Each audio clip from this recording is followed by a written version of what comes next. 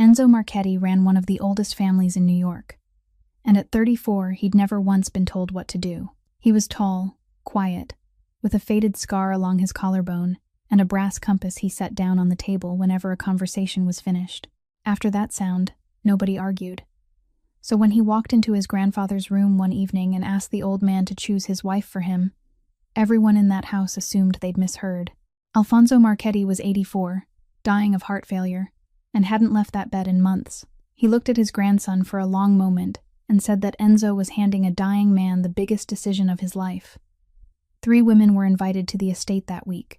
One of them called the marriage a merger. One had been sent by her father.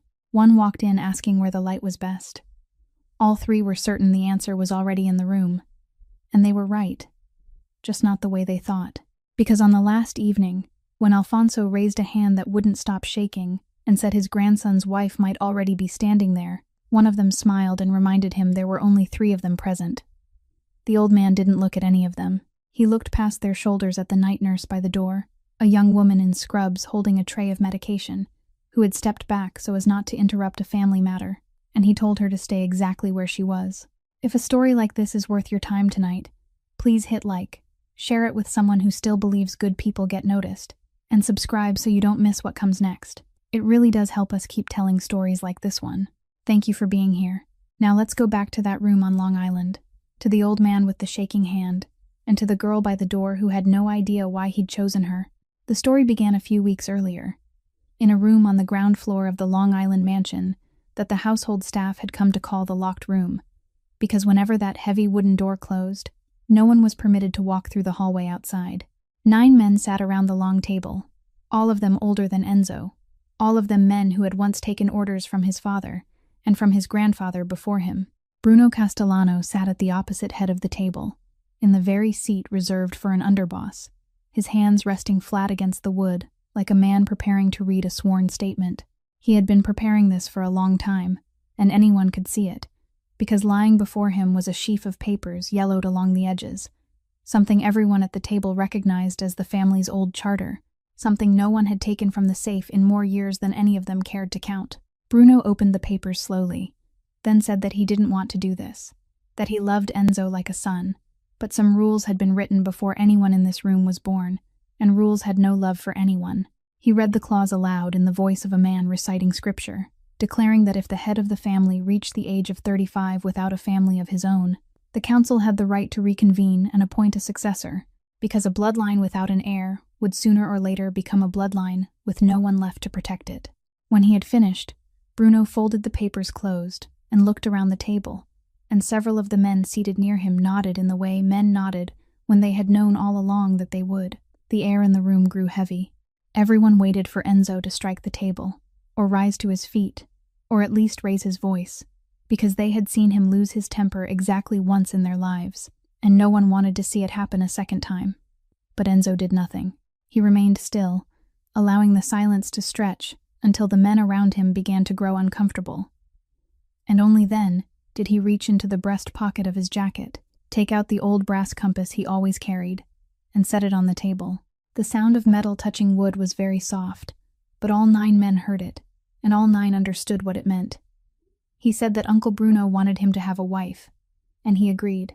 He said he would marry before that birthday, exactly as the charter required, and there would be no need for anyone to convene another meeting. Then he paused, looked Bruno directly in the eyes, and continued, saying that he had only one condition. The person who chose his wife wouldn't be this council, wouldn't be Uncle Bruno, and wouldn't be Enzo himself. Someone asked who it would be then.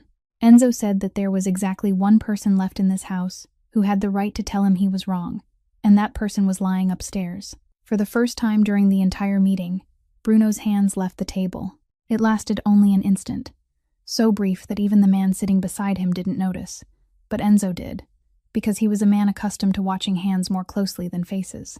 Bruno regained his composure almost at once, smiled, and asked how lucid the old man could possibly still be, saying that when heart failure reached that stage, memory went with it, and that entrusting such a momentous decision to a man lying there waiting for his final day wasn't fair to the old man himself.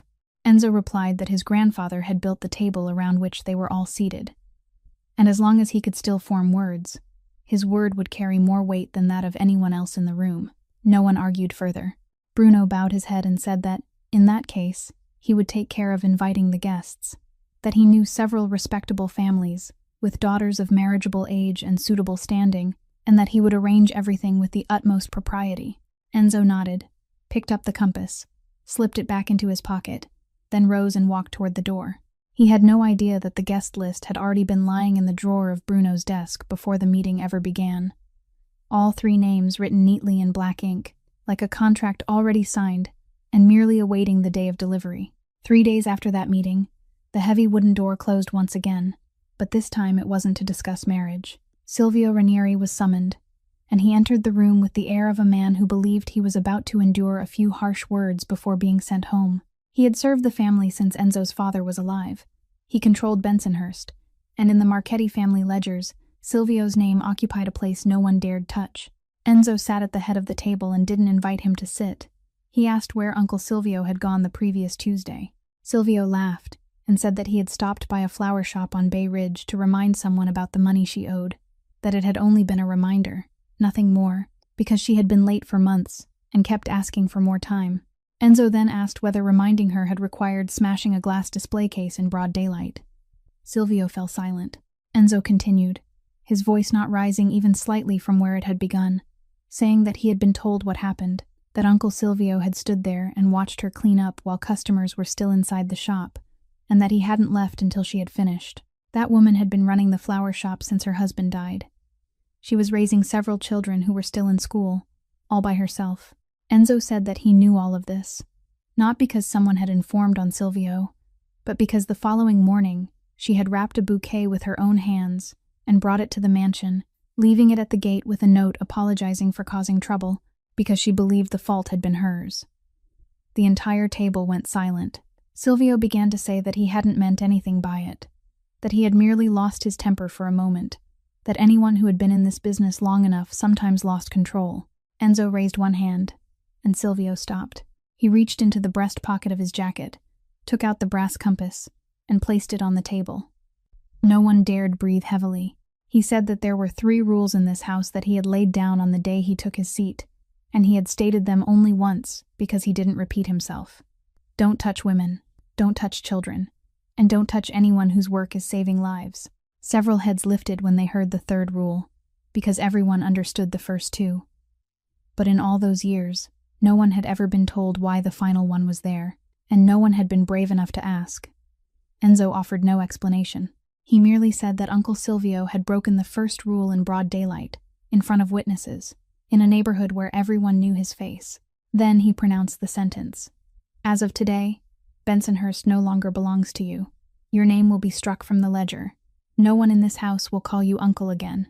You may continue living in this city, walking its streets as you always have, breathing the same air as everyone else here, but you'll breathe it as a stranger. Silvio stood frozen, and then he began to tremble. He said that he had carried Enzo in his arms when the boy was only learning to walk, that he had stood outside the hospital doors all through the night when Enzo's father died, that he had never betrayed anyone once in his entire life. Enzo said that he remembered everything, every single moment, and it was precisely because he remembered it all that he was sitting there speaking to Silvio himself, instead of allowing someone else to deliver the judgment.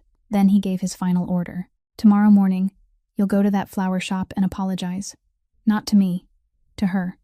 Silvio lowered his head and walked out, and no one rose to see him off. The moment the door closed, Bruno Castellano spoke, without even bothering to lower his voice, saying that Enzo had just thrown away a man who had served this family for nearly his entire life, all because of a shattered display case, and a woman none of them knew. He said that ruling this way would make the entire city believe the Marchetti family had gone soft, and once people believed that, they would test it, and when they did, the blood spilled wouldn't belong to a few women selling flowers. Enzo listened to every word without interrupting him once. When Bruno had finished, Enzo picked up the compass, slipped it back into his pocket, and said that he hadn't cast Uncle Silvio out because of a glass display case. He had cast him out because Silvio believed the family name was a license to make other people afraid. Then he looked directly at Bruno and said that if anyone else believed the same thing, the door was still open. Bruno smiled, said that the young master was right, and bowed his head with impeccable courtesy. No one in the room could see that beneath the table, both his hands were clenched into fists. A little more than an hour's drive from the Long Island mansion, in an out-of-the-way corner of Queens, stood a charity hospital called St. Brigid, a place where the Marchetti name meant nothing at all, and where no one had time to concern themselves with which family was meeting to discuss what. Adeline Whittaker had just finished her third consecutive shift that week, the third extra shift she had taken, rather than one she had originally been assigned, and by the time she signed the handover log, her hand was trembling so badly that her signature came out slightly crooked. She was 27 years old and small in stature, with brown hair tied neatly behind her head and calluses at the base of her fingers from washing her hands with soap too many times in a single night. Her coworkers called her the woman who never got tired, but the truth was that she was exhausted. She simply had nowhere to set that exhaustion down. Before leaving the hospital, she made her usual morning detour through the pediatric ward and placed a crane folded from a medicine wrapper on each little bedside table, thin paper printed with a few English words that she had learned long ago to fold into the shape of a bird's wings. Some of the children saw her standing in the doorway and waved. Others called out to the paper crane nurse, and laughter traveled all the way down the corridor. She waved back, told them that she had made blue ones today, then walked away. The train was packed that morning, and as she stood holding the overhead strap, she nodded off exactly 3 times, each time for only a few seconds, just long enough to startle awake and smile quietly at herself. The apartment she shared with her sister was on the 5th floor of an old building without an elevator, and she had climbed those stairs so many times that her legs knew on their own which steps had sunk beneath the others. Nell was sitting on the bed waiting for her hair still uncombed and her eyes heavy with sleep. Nell was 19, 8 years younger than her sister, and since that winter, her legs had no longer obeyed her. Adeline pushed the wheelchair close to the edge of the bed, and the two sisters moved together in a rhythm so familiar that neither of them needed to count. Once Nell was settled securely in the chair, she said that she was getting heavier, and that Adeline had better sell her before she gained any more weight. Adeline asked who would fold paper cranes for her if she sold Nell, and they both laughed, the kind of laughter shared by two people who had learned to turn every burden into a joke, because if they didn't laugh, they wouldn't know what else to do. An opened envelope lay on the dining table, exactly where Adeline had left it 2 days earlier. It was a letter from the major hospital in Manhattan, written in the same polite, cold language as every letter of its kind, explaining that Nell Whittaker's spinal surgery file remained on the waiting list, but if the cost wasn't paid or guaranteed before autumn ended, her file would be withdrawn to make room for another patient. Adeline had read the letter 4 times, and every time she finished, she folded it perfectly flat and returned it to the same place, as though keeping it neat might somehow make it kinder to her. That afternoon, she called the hospital's personnel office and said that she would accept the private home care contract they had already offered her twice. The person on the other end of the line told her that the job was on Long Island, that it involved working nights and caring for an elderly man in the final stage of heart failure, that she would begin the following evening, and that the pay was 4 times her usual rate. Adeline asked why they were paying so much. The other person was silent for a moment, then said that the family had certain requirements of their own, and that she simply needed to do her job well. When Adeline ended the call, Nell was watching her from across the table, and she asked whether they had given her any special instructions. Adeline said that they had told her not to ask what the family did for a living. Nell raised an eyebrow and said it sounded like something out of a movie, then asked whether Adeline was truly afraid. Adeline said that the only thing she was afraid of was that staircase, and the sisters laughed again. That night, before going to sleep, she took a small hardbound notebook with worn edges from the pocket of her coat, opened it to a blank page, and wrote several lines in her small, even handwriting. Then she closed it, slipped the pen into the spine, and placed it beside her bed as she did every night, not for any particular reason, but simply as a habit no one ever noticed, not even Adeline herself. The following evening, Adeline Whittaker got off the bus at the entrance to the road leading into the estate, walked a long way beneath the trees, and when the iron gates opened, she immediately understood why they were paying 4 times the usual rate for a night shift. The woman who came out to meet her was Marisol Ortega, the housekeeper, whose hair was more than half gray, whose speech was slow and measured, and who looked Adeline over from head to toe with the practiced gaze of someone who had watched many nurses leave through those gates. She led Adeline to the 2nd floor, explaining as they walked that the old man didn't like bright lights, didn't like people speaking loudly, and didn't like anyone calling him sir. She said that all 3 nurses before Adeline had quit within a month. One had said he was too difficult, while another had said he never spoke to anyone. Adeline asked whether he was in much pain. Marisol stopped halfway up the stairs, turned to look at her, then said that this was the first time anyone had ever asked her that question. The room was at the end of the corridor, its door left slightly ajar. Inside, there was only a small lamp glowing in one corner, and the steady hum of a machine. Alfonso Marchetti lay there, 84 years old, his body so wasted that the blanket covering him was almost flat, but his eyes still held every trace of a sharpness that age had never managed to take away. He watched her enter without greeting her or asking her name, and the first thing he said was, "Are you afraid of me, child?" Adeline set her bag on a chair, walked to the bedside, and checked his intravenous line before answering. Then she said, "I'm only afraid of people who can still stand. You're lying here, and you're in pain. People who are in pain aren't frightening." The old man remained silent for a long time, so long that she thought he had fallen asleep, and then he laughed. The sound was hoarse and broken, and it brought on a fit of coughing. But it was still laughter, and outside in the corridor, Marisol Ortega stopped in her tracks with a stack of towels in her arms, because she hadn't heard that sound in this house for many months. That night, Adeline did the same things she always did at St. Brigid.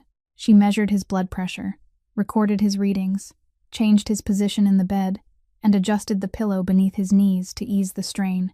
And each time she did something, she told him beforehand exactly what she was about to do. The old man asked where she worked. She told him the name of the hospital. He asked whether it was busy. She said it was very busy, so crowded that on many days, when they ran out of beds, they had to place temporary ones in the corridors. He didn't ask anything else. He merely lay there listening to the sound of her turning the pages of her notebook.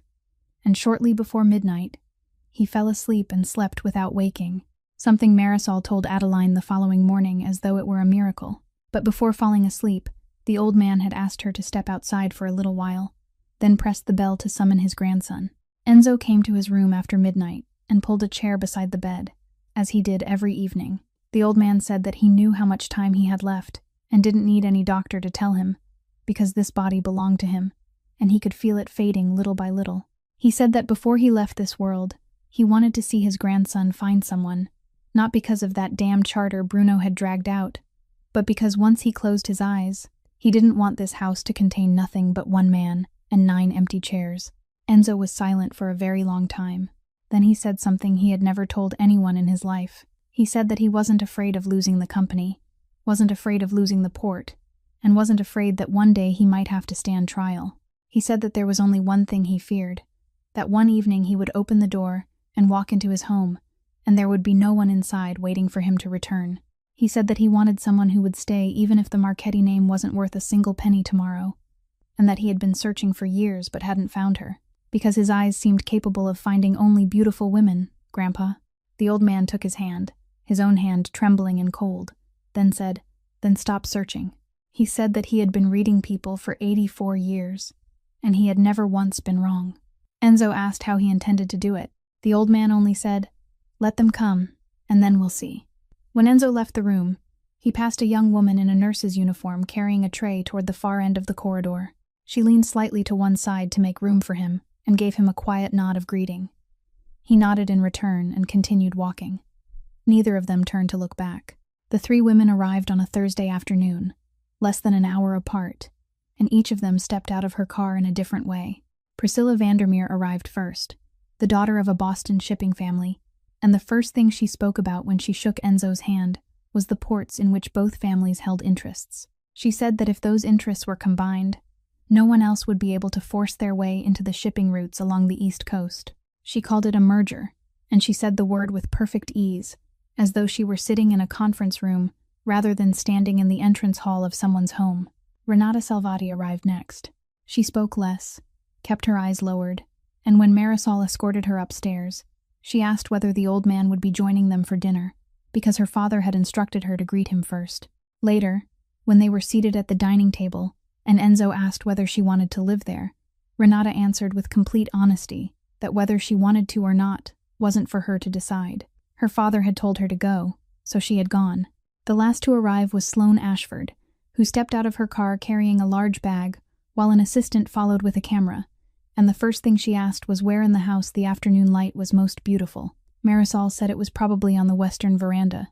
Sloane thanked her, went directly there, and no one saw her again for the next half hour. Dinner was served in the large dining room on the ground floor. Enzo sat at the head of the table and spoke no more than 10 sentences throughout the entire meal. Bruno Castellano sat at the opposite end, pouring wine for each guest, introducing every family with solemn formality and laughing often. Each time he laughed, he glanced toward Enzo, as if to make certain that the young master had noticed how attentive he was being. The family's private physician stopped by before dinner to give the old man his usual evening sedative, then said his farewells and left. Marisol informed everyone at the table that the old man had fallen asleep and would probably rest peacefully through the night. After dinner, the 3 women remained in the adjoining sitting room, and perhaps because they had heard those words, they spoke to one another in the kind of voices people used only when they were certain no one else in the house could hear them. Priscilla wondered when the house had been built, with walls as thick as those of a fortress, and said that keeping it would cost more in maintenance than leasing it out could ever bring in. It would be better to tear it down, because oceanfront land in this area could be turned into a resort and recover the entire investment within a few seasons. Sloane said that leaving such an enormous rear lawn empty was a waste, and that all they needed to do was build several rows of low structures, and they could film an entire season of content there. Renata remained silent for quite some time, then said that her father had told her the house wasn't the important part. What mattered was the interest in the port. And if the documents were signed in the proper way, within a few years everything would naturally flow to where it belonged.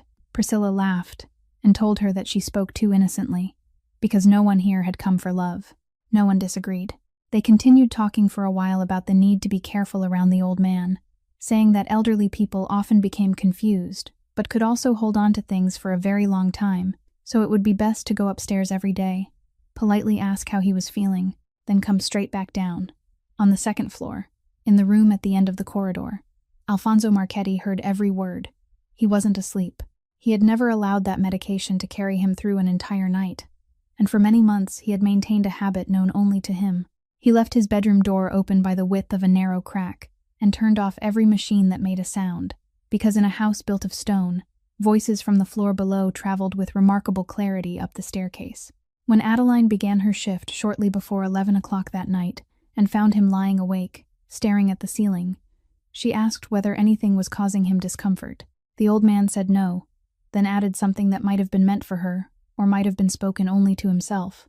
In daylight, everyone is acting, child. Darkness is the only place where people forget that they're still playing a part. Adeline didn't understand what he was talking about. She simply pulled the blanket higher over him, dimmed the lamp, then sat in the chair beside the bed and opened her small notebook.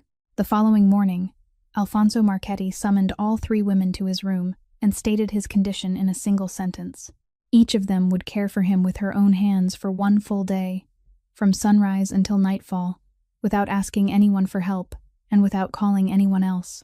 Priscilla Vandermeer was given the first day, and before the morning was even half over, her family's private physician arrived at the gate with a private nurse. Priscilla sat in the armchair at the far end of the room, tapping on her phone while the other 2 did everything. Sloane Ashford was given the second day. She set up a camera in the corner early that morning, adjusted the lights twice to make them more flattering, then sat before the lens talking about a simple morning spent with a beloved family member. When the old man suffered a prolonged coughing fit, she rose, walked into the corridor to make a phone call, and never returned. Renata Salvati was given the third day. She lasted until shortly after noon, then went downstairs to find Marisol and asked to be moved to another room at the opposite end of the hallway, explaining that the smell of medicine in Alfonso's room made her dizzy. She apologized with impeccable courtesy before leaving. Throughout those 3 days, Adeline Whitaker had no idea that any of this was happening, because she began her shift shortly before 11 o'clock at night and left before dawn had fully broken, and no one saw any reason to tell a nurse hired by the hour about private family matters. On the last of those 3 nights, she arrived earlier than usual because the train had run without delays. The old man was lying with his face turned toward the wall. She warmed some water, wrung out a cloth, and did the same things she always did at St. Bridget for patients who could no longer turn themselves over.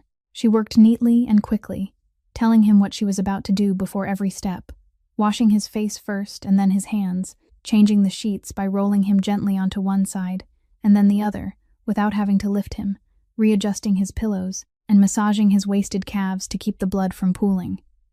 In the middle of it, Alfonso quietly admitted that he was embarrassed. Adeline paused for a moment, then said, "A day comes for all of us when we have to let someone else wash our face. There's no shame in that, sir." She told him that the shameful thing was making another person feel that caring for you was a burden, and he had never once made her feel that way. The old man didn't reply. A while later, he asked whether she knew any old songs. She opened her phone, found one her mother used to play on Sunday afternoons, placed the phone on the cabinet beside his bed, and lowered the volume until it was just loud enough to hear. The old man closed his eyes and lay still for a very long time, and shortly before dawn, he finally fell asleep. As the first light appeared, Adeline went downstairs to warm the porridge that had been prepared for the day shift. And there she found Enzo standing beside the window with a cup of coffee. He opened a small tin of mints, took one out, swallowed it with a sip of water, then closed the tin and slipped it back into his pocket. Adeline saw everything, and she knew it wasn't a mint, because she had counted that kind of medication enough times in her life to recognize it from even the briefest glimpse. She didn't ask him anything. She greeted him, he nodded in return, and she walked away. Before leaving the house that morning, she sat at the small table in the corridor to finish her notes from the shift. She copied the readings onto the hospital's monitoring chart, then made another copy in her own small notebook, as she always did. When she reached the final line, her pen stopped. She turned back through the previous pages, compared them again and again, then used her pen to underline 2 numbers from the night before last. During that period, the old man's heart rate and blood pressure had fallen significantly lower than they had on other nights, under the same conditions, then recovered on their own before dawn, and she could find nothing on his medication chart that explained why. That afternoon, when Dr. Ehrenfeld stopped by, she showed him the notebook and explained everything from the beginning, pointing to the 2 underlined lines. He took the notebook, turned through several pages, then handed it back to her with a smile. He said it was good for her to keep taking notes so she could stay in practice. But at the old man's age, any number could be a bad one. Then he put on his coat, said goodbye to Marisol at the door, and left. At noon that day, inside a Brooklyn restaurant that had displayed a closed sign since morning, Enzo sat across from Vito Ferraro, the oldest man who still held power in that part of the city, a man who had shared meals with Enzo's grandfather since the days when both of them had washed dishes for a living. A bottle of wine stood on the table, but neither man poured from it. Ferraro listened as Enzo explained that he was shutting down the old operations and moving everything into the port, construction, and the restaurant chain. He listened from beginning to end, without interrupting once. When Enzo had finished, Ferraro merely said, "You're pulling your feet out of the mud, but the mud is still clinging to you, son, and mud doesn't fall away simply because someone wants it to." Enzo removed the ring from his right hand, placed it on the table, and said, "I didn't come here to ask your permission, Uncle. I came so you wouldn't have to hear the news from someone else." Ferraro stared at the ring lying on the tablecloth for a long time, then gave a brief laugh, and the meeting ended there. That same afternoon, about an hour's drive away, Adeline Whitaker walked into the parking lot behind St. Brigid after finishing another day shift she had agreed to take. 2 men were waiting beside the exit, and one of them called her by her full name. They worked for a debt collection company on Jamaica Avenue, and they had come there 3 times in the past month. This time, the other man didn't lower his voice. He spoke loudly in the middle of the parking lot, asking how long she had owed the money and why she kept asking for more time, saying that he knew she worked 3 shifts a week and wanted to know where all her money went, asking whether she was supporting someone. He said it in a way that made 2 of her co-workers turn and look as they walked past. A young nurse stopped completely in the middle of the path, still holding a cup of coffee, uncertain whether she should keep walking or remain where she was. Adeline didn't argue with them. She lowered her head and asked for 2 more weeks, explaining that she had just taken an additional contract outside the hospital and would have the money, that she had never hidden from anyone. The man said that everyone told him the same thing, then pushed a sheet of paper into her hand and walked away. She remained in the middle of the parking lot for a while longer, folded the paper into quarters, slipped it into her coat pocket, then walked to the train station. That evening, she arrived for her shift on Long Island precisely on time. Her face looked as calm as ever. Her hands were still steady, and no one in that house knew what had happened that afternoon. Only Marisol Ortega knew, because the following morning she passed through that neighborhood on her way to the market and heard about it from someone she knew at the hospital. She hadn't intended to tell anyone, but when Enzo asked how the new nurse was doing, Marisol stopped in the kitchen doorway and told him everything. When she finished, she added that the girl had never once asked to miss a shift, not even that morning. Enzo listened to all of it. He didn't ask another question or make a single comment. He simply set down his coffee cup, walked into the corridor, and took out his phone. The call was very brief. He gave the name of the company on Jamaica Avenue, gave the borrower's name, and said that he wanted to purchase the entire debt outright through an intermediary fund, and that he didn't want his name to appear on a single line of the paperwork. The person on the other end asked him a question. Enzo said that there was no need to make things difficult for anyone, that they should pay the full asking price and have it settled by the end of the week. Then he ended the call, put the phone back into his pocket, and returned to the kitchen to finish his coffee. Marisol didn't dare ask. 4 days later, an envelope arrived at Adeline's 5th-floor apartment, and she opened it immediately on the stairway landing because she thought it was another demand for payment. Inside was a notice from a financial fund whose name she had never heard, informing her that her entire debt file had been transferred to them, that the loan would now carry no interest and its repayment period had been extended, and that she would no longer have to deal with the former collection company. She read it 3 times. Then she sank down onto the stairs, still holding the paper in her hand, and released a breath so long that even she found it strange. That evening, she brought the letter home to show Nell, and Nell asked how anything so kind could happen in this world. Adeline said that the fund had probably purchased an entire package of debt files rather than hers alone, and that people in business always had their own calculations. Nell said that no matter why it had happened, they should still be grateful. Adeline nodded, folded the letter perfectly flat, and placed it in the same drawer that held the letter from the hospital. The storm came ashore on the final night of that weekend, and sometime after midnight, the entire area lost power. In the room at the end of the 2nd-floor corridor, the steady hum of the machine that Adeline had grown accustomed to hearing through so many nights suddenly went silent, and with it came the worst silence a nurse could ever hear. She rose at once, switched on the flashlight on her phone, checked the outlet, then checked the patient. The house's backup generator should have started automatically after a few dozen seconds, but it didn't, and when the driver ran down to the basement and returned, he said it wouldn't start, that the constant rain over the past several days had probably caused moisture damage. In the darkness, Adeline called the old man's name twice and received no answer. She placed 2 fingers against his neck and counted, then raised her voice and said only one thing. His heart has stopped. Everyone listen to me. The 3 women who had just rushed to the bedroom door froze where they stood. Priscilla said that if anything happened to the old man while all 3 of them were present in the house, it could create serious trouble, and that they should call a lawyer first. Sloane looked down at the floor and cried out that the mud beneath everyone's shoes was ruining the hardwood. Renata took 1 step backward, then turned and ran down the stairs, and no one heard her again. Adeline didn't look toward the doorway even once. She pulled the old man flat against the mattress, pushed the pillow aside, then told Marisol to come closer and shine the light directly onto his chest. Don't let your hand shake. Keep the light exactly where I place my hands. She told the driver to take the resuscitation bag from the emergency kit beside the bed and attach the mask, then counted the rhythm for him, instructing him to squeeze the bag twice whenever she stopped. Then she began chest compressions. The house was completely dark, the wind striking the windows in waves outside, and within that room there was nothing but a trembling beam of light, the steady counting of a woman's voice, and the sound of a rubber bag being squeezed. She completed 1 cycle and began again. Sweat ran into her eyes and made them burn, but she had no free hand to wipe it away. Marisol wept without daring to make a sound, concentrating only on keeping the beam of light from drifting. The driver asked how many minutes it had been. Adeline told him not to ask, just keep squeezing. At one point she changed hands because her right arm had gone numb.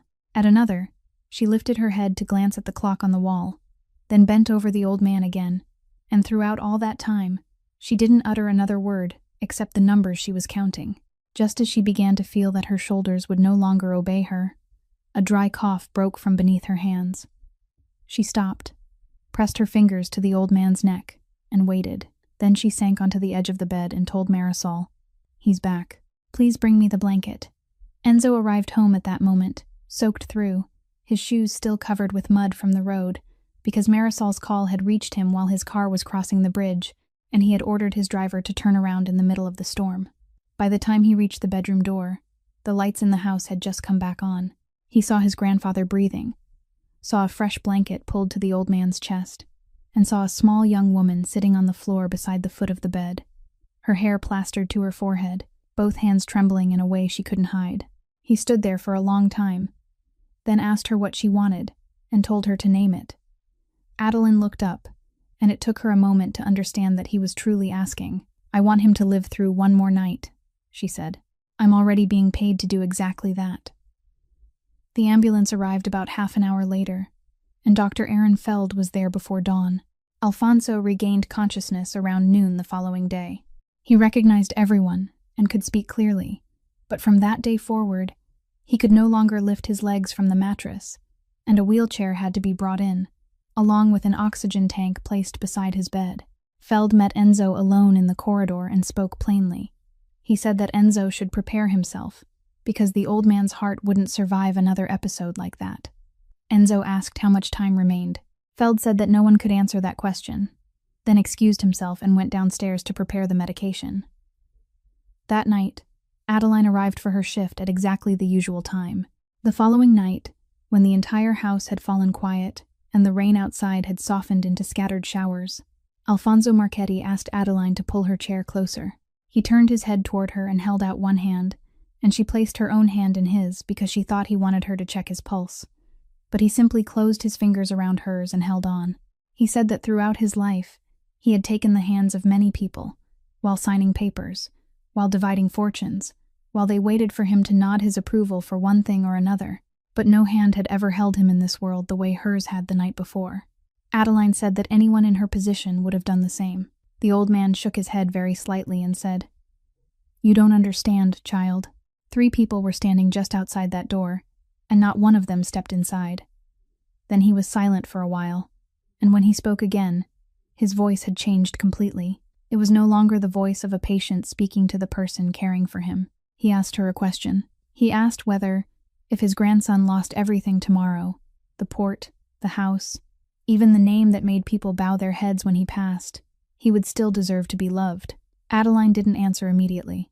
She pulled the blanket up to his chest, straightened the oxygen tube, then sat down and said, "Sir, I work in a charity hospital. In that place, once they take off their clothes and lie down in one of those beds, a powerful boss and a man who sleeps on the street tremble in exactly the same way. They hurt in the same way, and when they become frightened enough, they both call for their mothers in the same way. There's only one difference between them, whether someone is there to hold their hand, and that's something money can't buy and poverty can't take away." She added that a man who lost his fortune could build it again, and a man who lost his good name could make it clean again. Only when a man lost his decency was it truly gone, and his grandson hadn't lost that, at least not in any of the moments she had witnessed. Alfonso said nothing. He lay staring at the ceiling for a very long time, and Adeline thought he had fallen asleep, but when she began to rise, his hand tightened gently around hers. "Do you know something?" he said. "I've been waiting a very long time for that answer." She asked whom he had been waiting to hear it from. He only told her to go to sleep because it was late. Then he truly closed his eyes. The following morning, before her shift ended, Marisol asked Adeline to help move the old filing cabinet that stood against the wall in the old man's room. They needed to place a support for the oxygen tank there, so the cabinet had to be moved elsewhere. The 2 women pulled out the bottom drawer to make it lighter, and inside were yellowed paper files arranged upright, each enclosed in a hard cover with words written along its spine in blue ink, the unsteady handwriting of an old man. Adeline lifted the files out one at a time and placed them on the chair beside her, but when she reached the 4th one, her hand stopped. A single word was written clearly in capital letters along the spine: Whitaker. She stared at it for several seconds. Then she reminded herself that Whitaker was a common name in this country, that St. Bridget alone had treated 2 patients who shared her surname that year, and besides, she was a nurse, and from her very first day on the job, she had been taught never to open anything belonging to a patient without permission. She placed the file beside the others, arranged them neatly, pushed the drawer closed, then helped Marisol move the cabinet to its new place. Marisol asked whether she was tired, saying that she had looked utterly worn out the night before. Adeline said she was used to it, The housekeeper told her that she should go home and sleep and stop accepting extra shifts. Adeline laughed and said that if Marisol knew how much train fare cost these days, she wouldn't say that. She gathered her things, signed the handover log, said goodbye to the old man sleeping in his bed across the room, then walked downstairs. By the time she reached the gate, she had completely forgotten about the file, forgotten it entirely, in the way people forget things they glimpse when they're exhausted and in a hurry.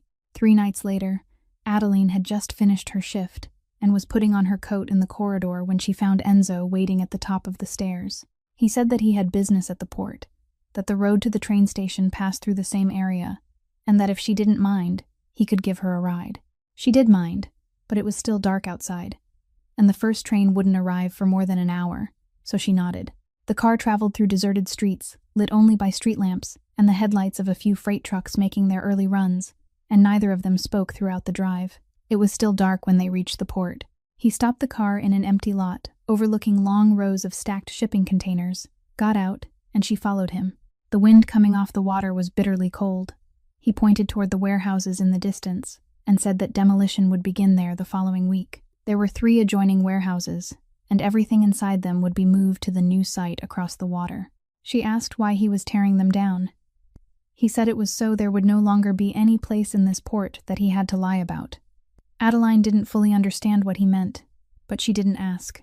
She stood watching the rows of containers form dark shapes against the changing sky, and said that the place was enormous, many times larger than the hospital where she worked. He asked how long she had been there. She said it had been a long time, since she was still in school. At first, she had only worked unpaid night shifts to complete her clinical hours, but then she had simply stayed.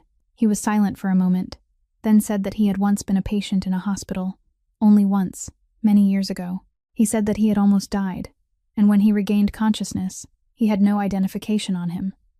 No one knew who he was, and no one came to claim him.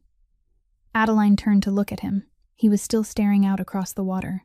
He said that someone had remained with him through those nights. He couldn't remember that person's face, couldn't remember the name of the hospital, couldn't remember any other detail, and he had spent years trying without success.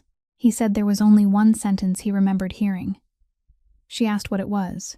He said, "Go to sleep. We'll deal with the rest when morning comes." Adeline laughed softly and said that every nurse said those words. She said them to one patient or another every night, so often that it had become a habit.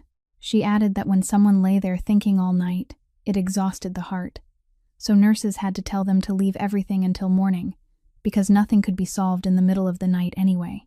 Enzo turned to look at her. His gaze remained on her a little longer than it normally should have. Then he nodded and said, "Yes, perhaps that's all it was." As they spoke, she noticed that he was holding something small, round, and metallic in the palm of his hand. It caught the faint light whenever he turned it, but the sky wasn't bright enough for her to see it clearly, and she had no reason to look more closely. He said that the people in his family believed he was losing his mind, that he was dismantling, piece by piece, an entire operation that had existed for decades, and that some of them had already begun counting the days until he fell. She asked whether he was afraid. He said, "I wasn't born to be a good man, Adeline. I'm only trying to die as one." Then he added that for years, he hadn't believed such a thing could happen for a man like him, not until someone walked into his house on a stormy night and sat on the floor with both hands trembling, yet still asked him for nothing. He told her that she was the first person who had made him think that perhaps it wasn't impossible after all. Adeline didn't know how to answer. She pulled her collar higher against the cold, looked toward the horizon where daylight had begun to appear along the edge of the water, then said that he should go home and sleep because morning had come. He laughed, very softly, and said that she had said it again. She stared at him blankly and asked what she had said. He shook his head, opened the car door, and said, "Let me take you to the station." That night, as 11 o'clock approached and Adeline's shift began, the old man summoned the 3 women to his room. Adeline remained exactly where he had told her to stand, still holding her night tray with several packets of medication and a glass of warm water, completely unaware of why they had all been gathered. Alfonso sat in his wheelchair with the oxygen tank beside him, and he said that before announcing his decision, he wanted to ask each of them one question, only one, and he wanted an immediate answer, without any time to think. He asked whether, if his grandson lost everything tomorrow, the port, the house, even his name, they would still marry him. Priscilla Vandermeer answered first. Every marriage needs a foundation, sir, and I think we should be practical with each other. Renata Salvati said, My father wouldn't agree, sir. Sloane Ashford was silent for several seconds, then said, I need time to think. This is a serious decision. The old man nodded after each answer without commenting, then turned toward the door and called Adeline's name.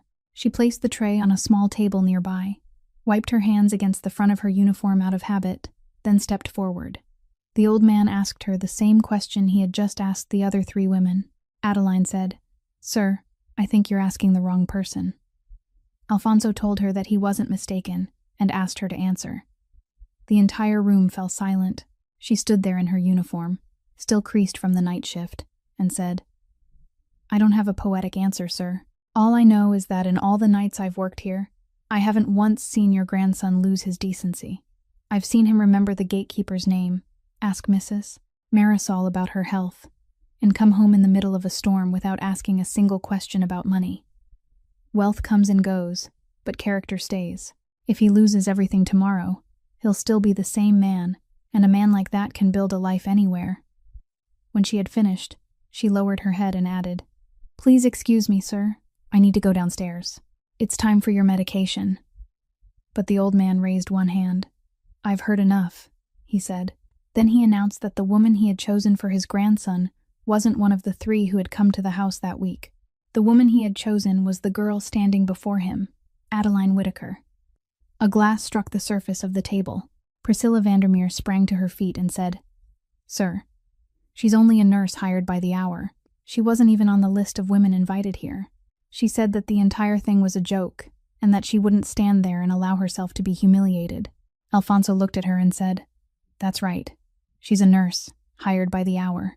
Then, in the same slow voice, he continued, and through all the nights she has spent in this house, she's the only one who ever asked whether I was in pain. He said that throughout the past several weeks, someone had come to his room every day to offer the proper greetings, ask whether he had slept well, ask whether he needed anything, then leave again in less than 2 minutes. Not one of the 3 women had asked him where he was hurting, and for a man confined to a bed, that was the only question that meant anything. He said that the 3 of them had come there to marry a family name, while this girl had come there to do her job, and she had never asked him a single question about the wealth inside that house. Renata Salvati lowered her head, asked to be excused, then walked directly out the door, and those were the last words anyone ever heard her speak in that house. Sloane Ashford took out her phone, typed several lines, then left as well. Priscilla remained for a while longer, looking around as though waiting for someone to defend her, but Enzo said nothing, while Bruno Castellano stood in the corner with his hands clasped behind his back, his face betraying no emotion at all. Finally, she left too. When the great door closed, only 4 people remained in the room. Adeline was still standing in the same place, and she said, Sir, I think you're tired, and I should take you back upstairs. The old man said that she still hadn't answered him. She replied that no one had asked her yet. Alfonso looked at her, then turned toward his grandson and said, Boy, you ask her. Adeline didn't answer the question that evening. She said that she should take the old man back to his room first, then pushed the wheelchair out of the sitting room before Enzo had a chance to speak. For the next 2 days, she arrived for her shifts on time, left on time, and didn't mention what had happened to anyone. On the afternoon of the 3rd day, she arrived early and was walking around the rear garden to gather a few sprigs of rosemary for the old man to smell when Bruno Castellano called her name from the greenhouse. He stood among the potted plants and several faded wicker chairs, holding a thick envelope in one hand. He said that he wanted to have a civil conversation with her, just for a few minutes. He began by praising her, saying that she was good at her work, and commending her for saving the old man on the night of the storm.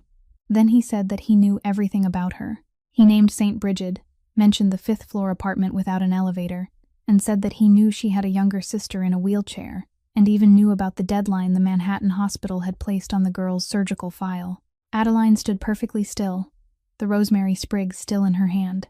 Bruno placed the envelope on the wicker table, pushed it toward her, and said that it contained enough money to pay off all her debts, enough to cover her sister's surgery, and enough to ensure that she would never have to climb those stairs again.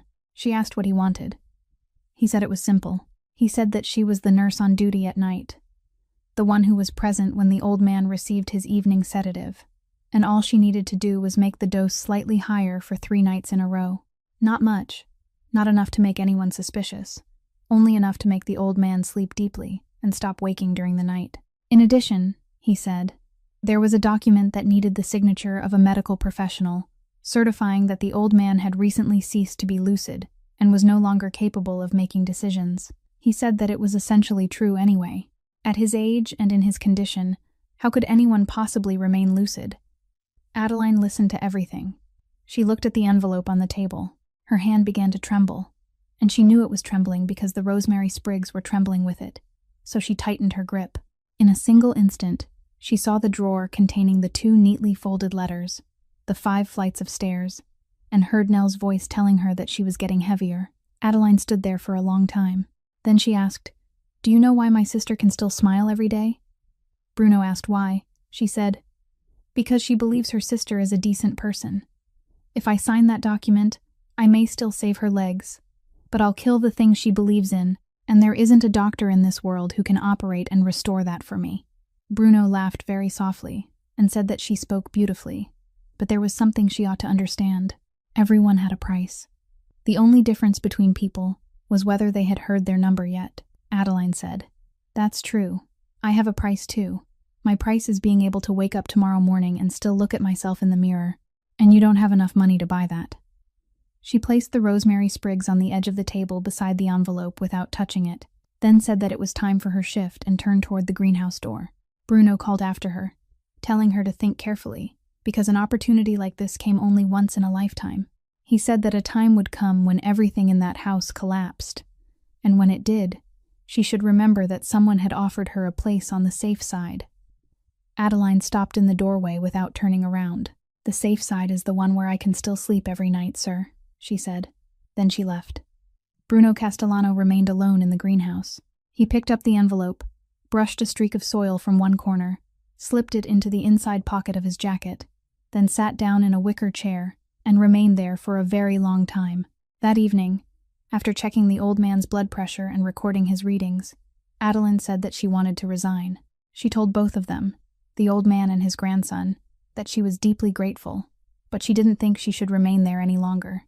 She said that what Alfonso had announced the other day was a family matter, while she was only someone hired to work the night shift, and once people began looking at her differently, she could no longer do her job.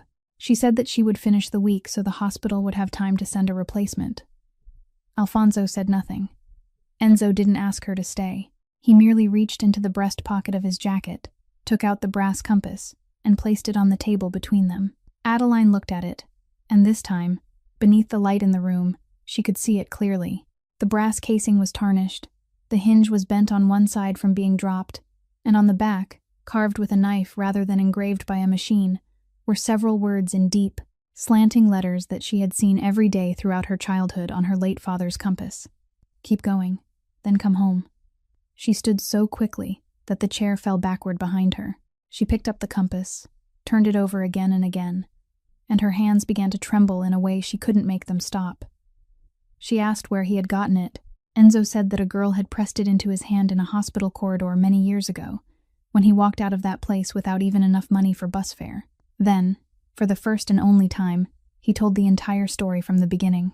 He said that he hadn't yet taken control of the family, that his father had died only a short time earlier, and that one night he had been taken into the emergency room of a charity hospital without identification and with no one knowing his name. He said that his family's men had been in chaos then, fighting among themselves for position, and no one had gone looking for him. After 3 days, the hospital was required to transfer patients no one had claimed to a ward for the unclaimed. He said that during those 3 nights, a female medical student working the night shift had remained beside his bed, covered him with an extra coat, spoken to him when he was conscious and continued speaking even when he wasn't, and she was the one who persuaded the hospital to let him remain there longer. On the morning of the 4th day, he was discharged and stood in the corridor without knowing where to go. She ran after him, pushed the compass into his hand, and told him to take it and find his way home. He said that he hadn't even had time to ask her name. He said that on the day he took his father's seat, he established 3 prohibitions within the family, and of the 9 men sitting around that table, not one understood the 3rd. No one dared ask, and he had never explained it to anyone. He said that the third rule was that no one was ever to touch anyone whose work was saving lives, and that rule had been born from that very night. Adeline sat on the edge of the bed, holding the compass in both hands, unable to speak. Enzo looked at her, reached out, and gently closed her fingers around it, letting her take back the piece of her past he had protected for all those years. Then Alfonso broke the silence. He told her not to blame the boy because Enzo hadn't known anything. Alfonso was the one who had arranged it. He explained that several months earlier, he had collapsed at the port while visiting the old property, and the ambulance had taken him to the nearest hospital. The nearest hospital had been St. Brigid. He said that he hadn't been able to sleep that night, and he had heard a nurse beside the next bed, comforting a frightened old man, with the exact words his grandson had repeated to him countless times throughout all those years. He said that he had lain perfectly still and listened to everything, his heart beating wildly, and the following morning, he had asked who had been working that shift the night before. They had given him a name, Adeline Whitaker. He said that the private home care contract she had accepted at 4 times the usual pay had been his doing. "I didn't invite you here to test you, child. I invited you here so my grandson would have the chance to see you a second time." Adeline stood and asked to be excused for a moment. She walked into the corridor, leaned against the wall, and breathed. Much later, when her heartbeat had finally slowed, a question rose in her mind, clear and cold as water. If even her presence in this house had been arranged in advance, what else had been arranged inside these walls that she still didn't know about? She returned to the old man's room, waited until he was sleeping deeply, then pulled the filing cabinet away from the wall and opened the bottom drawer. The bottom drawer remained arranged exactly as it had been when she and Marisol moved the cabinet, and the file marked Whitaker was still in the 4th position from the front. Adeline pulled it out, carried it to the small lamp in the corner, and sat with her back toward the bed so the light wouldn't wake the old man. She opened the cover. The first page was a copy of a police report, its paper yellowed with age, and an official stamp in one corner, bearing the date of a winter evening 4 years earlier on a road in Rockaway. She recognized the date immediately because it was the day her entire life had been cut into 2 halves. Her mother's name appeared in the section listing the people involved. Her sister's name appeared under the passengers in the vehicle. She turned to the next page. It contained a description of the vehicle that had caused the incident and fled the scene, a freight truck, along with its license plate and the registration number of the company operating it.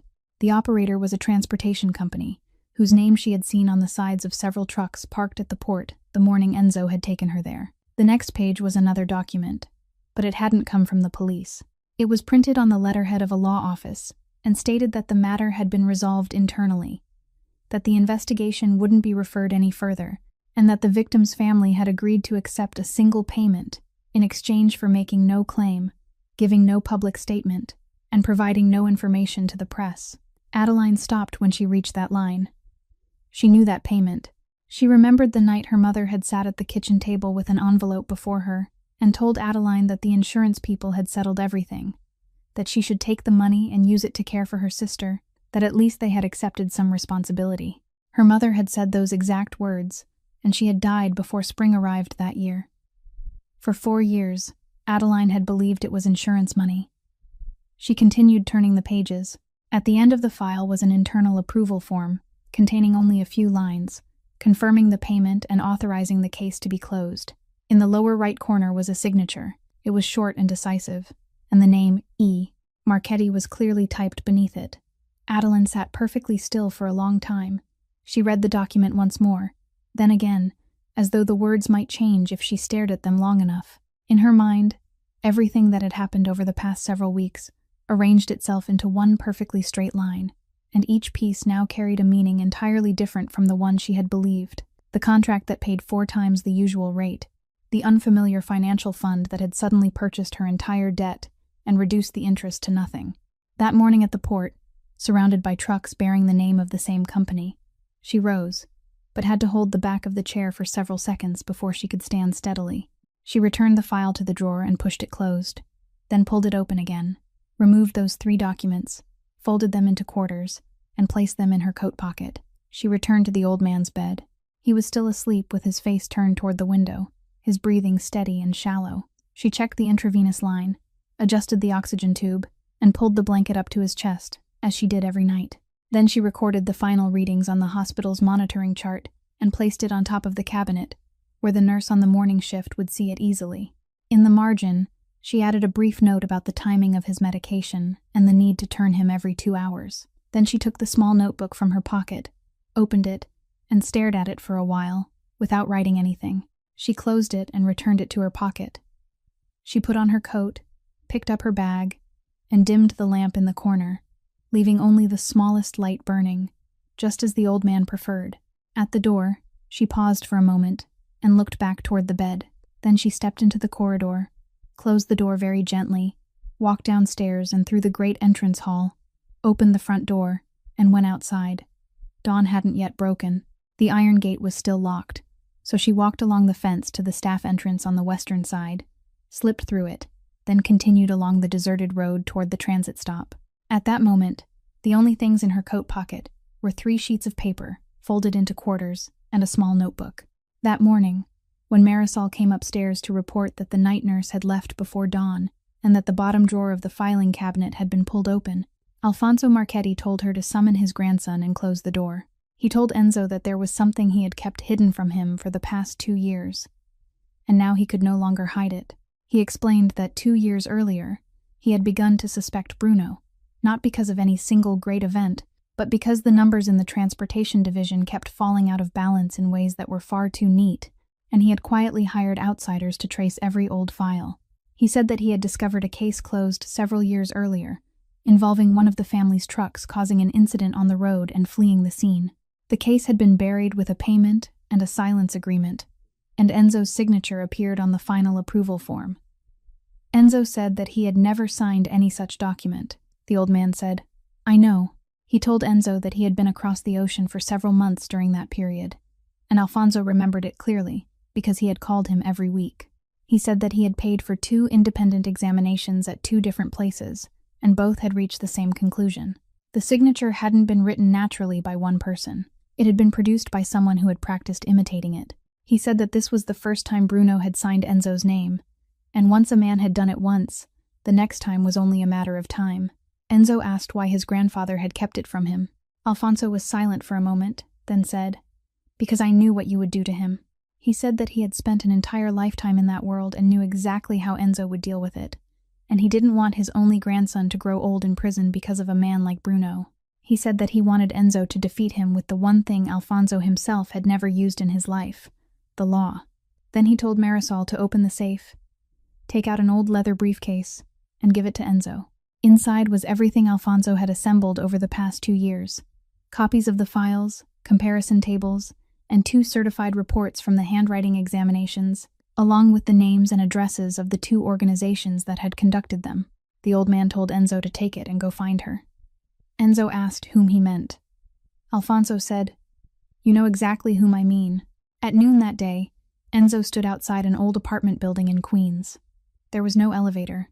He climbed 5 floors, and when he reached the 4th floor landing, he had to stop with one hand gripping the railing and wait for the heaviness in his chest to ease before continuing. He knocked on the door. A young woman in a wheelchair opened it, her hair tied high and a television remote still in her hand. She looked him over from head to toe and asked whom he was looking for. He said that he was there to see her sister. Nell turned her head and called into the apartment. Adeline came out, and when she saw him, she stopped in the middle of the room. She didn't invite him inside, but she didn't close the door either. Enzo didn't offer a single word in his defense. He merely took one step forward, placed the leather briefcase on the dining table, opened it, laid the 2 examination reports on top, then stepped back, pulled out a chair, and sat in silence. He said, "I'm not asking you to forgive me. I'm asking you to read. After that, you can send me away whenever you want." Adeline remained where she was for a while longer. Then she took the 3 sheets, folded into quarters from the pocket of her coat, hanging beside the door, placed them next to his documents, and began to read. She read very slowly, reading every page twice. Nell wheeled herself closer without asking anything, and simply sat beside her sister. For nearly an hour, no one in that room spoke. There was only the sound of turning pages. When Adeline finished, she folded everything, placed both hands flat on the table, and asked him only one question. "How long has the old man known about this?" Enzo said that he had known for 2 years and had kept it hidden so Enzo wouldn't go out and kill someone with his own hands. She nodded. She rose, went into the bedroom, and when she returned, she was wearing her uniform and fastening the buttons at her wrists. Nell looked at her sister, then at him, but said nothing. Enzo stood and began to speak, but Adeline spoke first. "I'm not going back because of you," she said. "I'm going back because the old man doesn't have many days left, and while I'm on duty, I won't let anyone leave this world alone." That afternoon, Dr. Ehrenfeld called Bruno Castellano from the second-floor corridor and told him briefly that the old man's remaining time would now be measured in days, not weeks. Bruno ended the call and sat motionless for several minutes, because he knew something no one else in the house knew.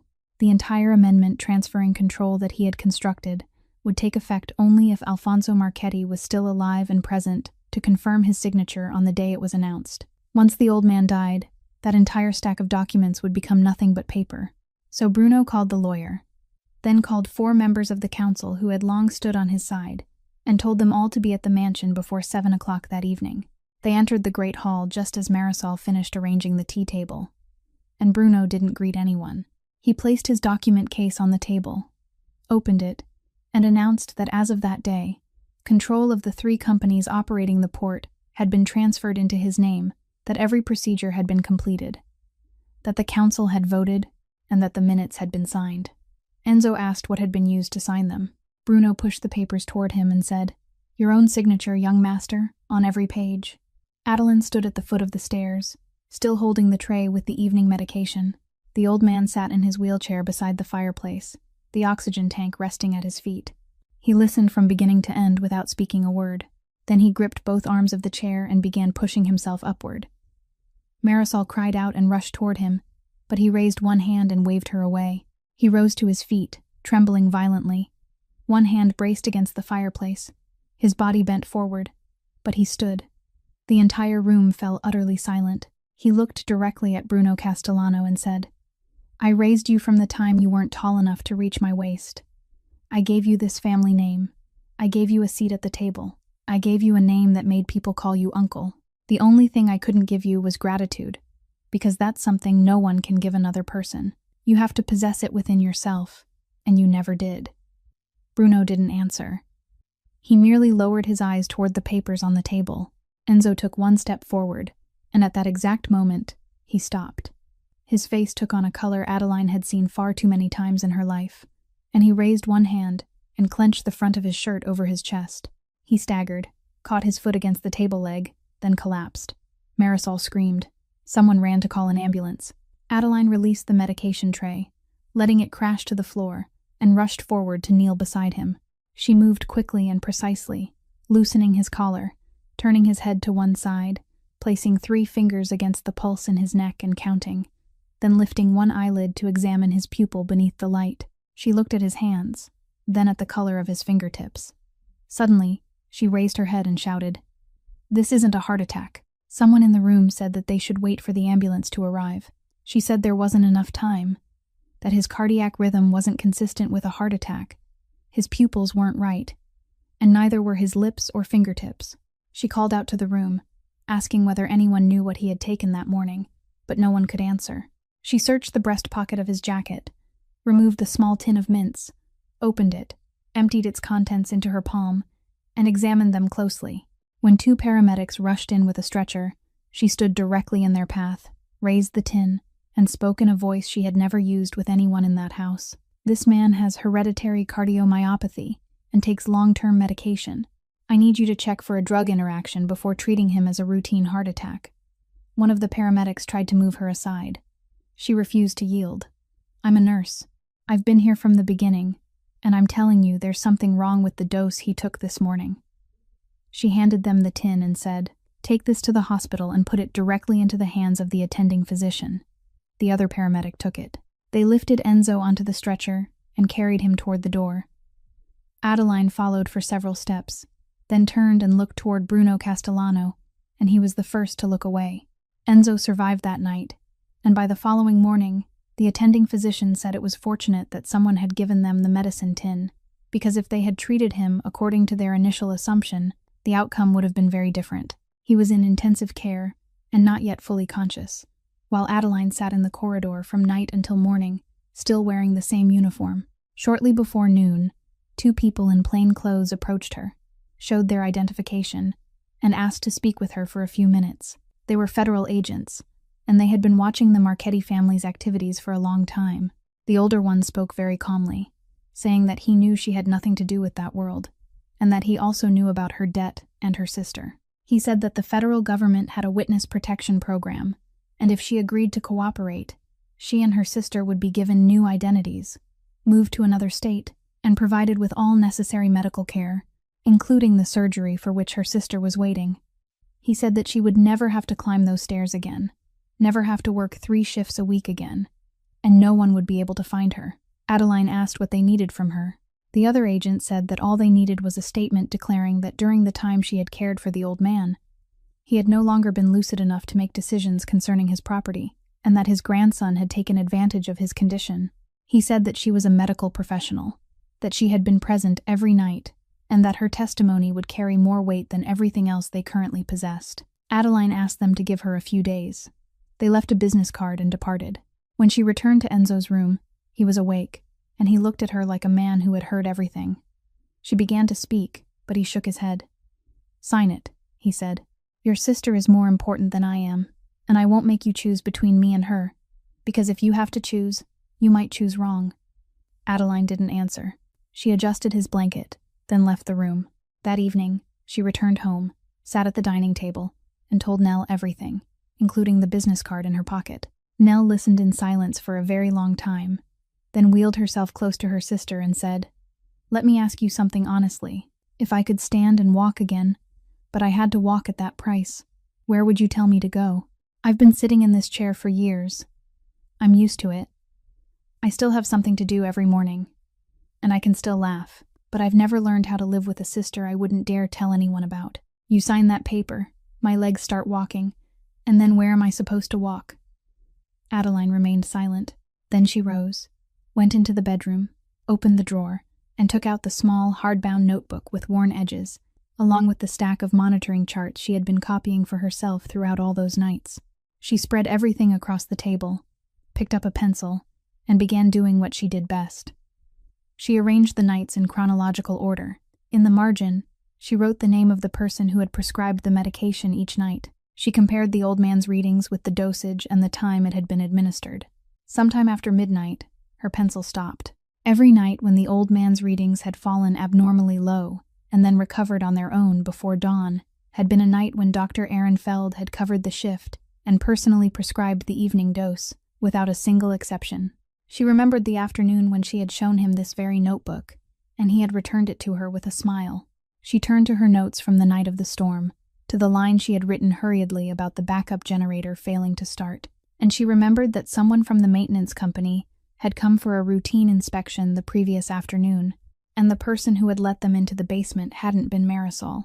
Finally, she opened the page describing the morning when she had seen Enzo take medication from the tin, and she remembered what she had emptied into her palm in the great hall that evening. Pills that weren't all quite the same color, a difference only someone who counted medication every day would have noticed. She sat before those pages for a very long time. Early the following morning, she went to the hospital, placed the notebook and the stack of monitoring charts on the small table beside Enzo's bed, and said, "I don't understand contracts, ports, or company shares, but I can read a medical record. Trust me just once." Enzo looked down at the pages, then raised his eyes to her. "Now we have evidence," he said. That morning, shortly after Enzo was released from the hospital and still had to walk slowly, Alfonso Marchetti summoned Marisol to his room and told her to find him a camera. Any kind would do as long as it could record and preserve what it captured. She asked what he intended to do. He told her to place it on the cabinet beside his bed, aim it directly at his face, then leave and close the door. She obeyed. She stood in the corridor for nearly an hour and heard nothing but the old man's steady voice inside, occasionally pausing so he could breathe. When he called her back into the room, the camera had been switched off, and he told her to place it in the safe, lock it away, and give it to no one, not even his grandson, until he gave the order. That afternoon, he asked her to help him shave. He told her to take from the closet the suit he had worn on his wedding day, a suit so old that the fabric had faded at the elbows, and asked her to comb his hair neatly. As Marisol worked, she asked what occasion could possibly require so much ceremony. He said that the family had important business that day. Then he told her to wheel him into the rear garden, to the stone table beneath the trees, and asked her to make tea and bring out a tray with 4 cups.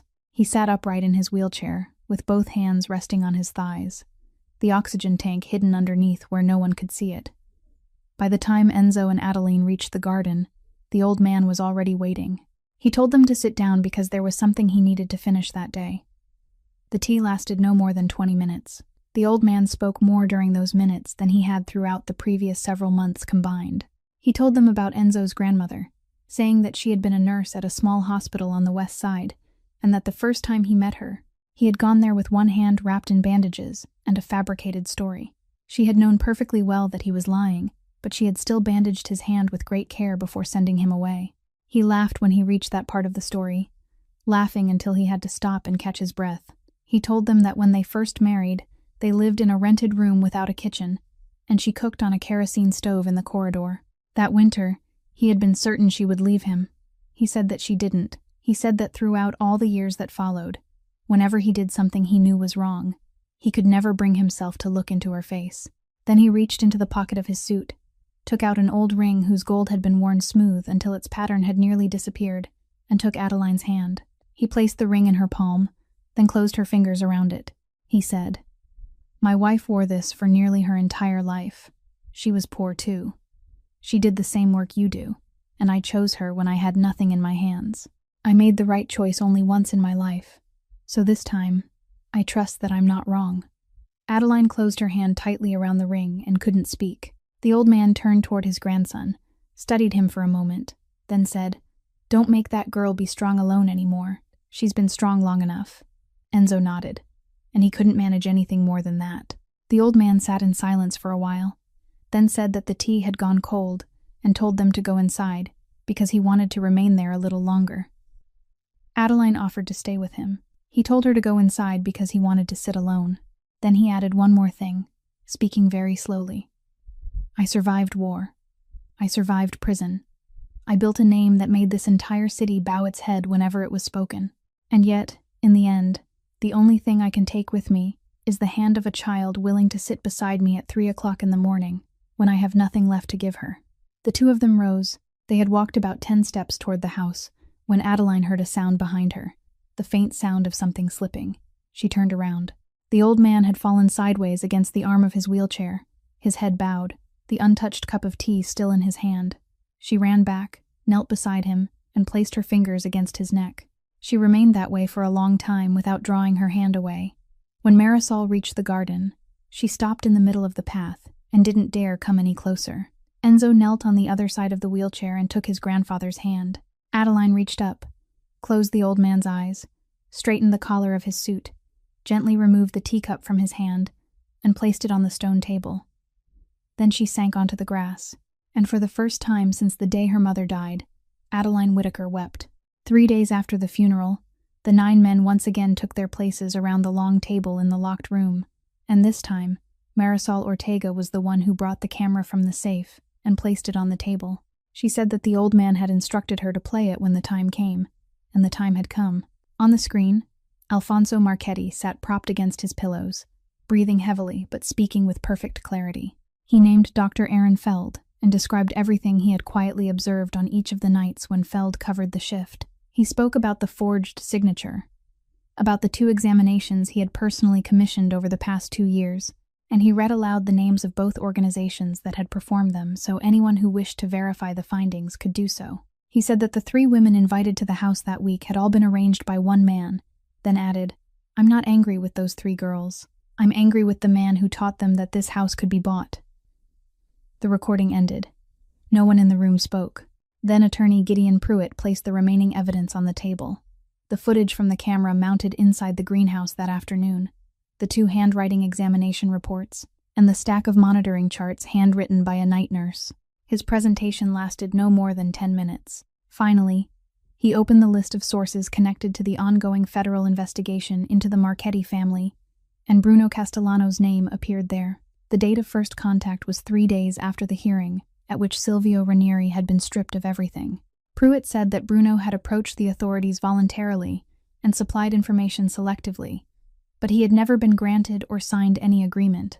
The moment the forged signature file came to light, federal investigators severed contact with him that same day because no one protected an informant who had become a suspect. Vito Ferraro sat at the far end of the table and listened to everything, then cast the final vote. "I still don't know whether you're right, son," he said, "but I hate a snitch more than I hate a man trying to clean up his business." Bruno Castellano was removed from every position that same day. Enzo didn't allow anyone to lay a finger on him. The evidence was turned over to the authorities, and Bruno went to court like an ordinary man, sat in an ordinary chair, and was judged by the very law he had believed himself to be beyond. That afternoon, Attorney Pruitt invited Adeline into his office and read the portion of the will Alfonso had amended beforehand. All controlling shares in the port companies were left to Adeline Whitaker, with exactly one condition: that she would have the power to veto any family operation she believed would harm innocent people. Then he handed her an old envelope. Inside were the records of a fund Alfonso Marchetti had established many years earlier to pay for surgery for patients at St. Brigid who couldn't afford it. He had created it after the night his grandson was saved, because it was the only way he could think of to repay someone whose face he didn't know. Nell Whitaker's name appeared on the most recent list of approved patients, and her surgery had been authorized months earlier. The notification letter had been sent to their old address, the house the sisters had left after their mother died. No one had received it. Because the hospital had no confirmation of payment, it had continued counting down the deadline for removing Nell's file as usual. Adeline held that document for a very long time. The surgery took place at the end of that autumn. The following spring, in the rehabilitation corridor, Nell stood between two parallel bars with both hands gripping them tightly and took her first step. Adeline knelt at the opposite end of the corridor with her arms held open. She didn't say anything. She simply waited. That same year, the new pediatric wing at St. Brigid was opened with money from the fund bearing the old man's name, and hundreds of paper cranes hung from its ceiling. Their wedding was held in the rear garden beneath the trees beside the stone table, with no reporters and no guests except the people of the household. Adeline now wore her father's compass on a chain around her neck, the very one Enzo had carried for years and returned to her. In the small, hardbound notebook with worn edges, she wrote on the final page on the very day the old man died, and she never allowed anyone to read that line. This story leaves us with one very simple truth, that a person's worth isn't measured by what they possess, but by what they continue to give when no one is there to reward them. Some things in this world can never be sold. A sleepless night spent beside a stranger, a hand that refuses to let go, and a clean conscience that allows us to look directly into the mirror each morning when we wake. And sometimes, the most decent person in the room is the one standing unnoticed in a distant corner, simply because we haven't taken the time to turn around and see them. If today's story touched your heart, please subscribe to the channel, leave a like, and share it so we'll have even more encouragement to bring you meaningful stories every day. How did this story make you feel? Please leave a few words in the comments below, because we truly want to hear the feelings that come from the deepest part of your heart. May you and your family always enjoy abundant health, a joyful life, and peace in every day. Goodbye for now, and we'll see you again in the next video.